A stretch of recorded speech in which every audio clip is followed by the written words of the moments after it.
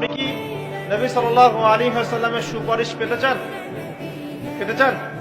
হাউজে কাউসারের পানি পেতে চান? নবীর কাছাকাছি থাকতে চান?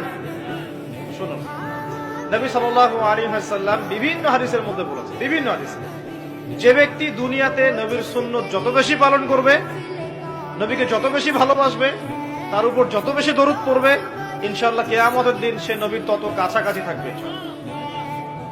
আর যদি সকালবেলা 10 বার এবং সন্ধ্যাবেলা 10 বার পড়তে পারেন, আল্লাহুম্মা সাল্লি আলা মুহাম্মাদ ওয়া সাল্লিম, অথবা আল্লাহুম্মা সাল্লি ওয়া সাল্লিম আলা নবিয়িনা মুহাম্মাদ, ইনশাআল্লাহ নবী সাল্লাল্লাহু আলাইহি ওয়াসাল্লাম আপনার জন্য সুপারিশ করবেন। সকালে 10 বার, সন্ধ্যায় 10 বার দরুদ পড়া খুব কঠিন? সকালে 10 বার, সন্ধ্যায় 10 বার দরুদ পড়তে সময় লাগবে সর্বোচ্চ 5-10 মিনিট নাকি?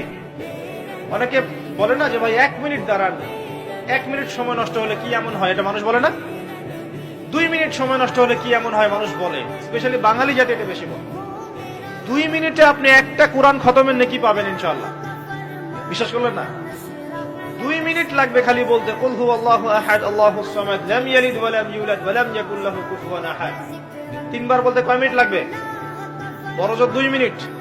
2 মিনিটে 3 বার পড়া সম্ভব সূরা ইখলাস।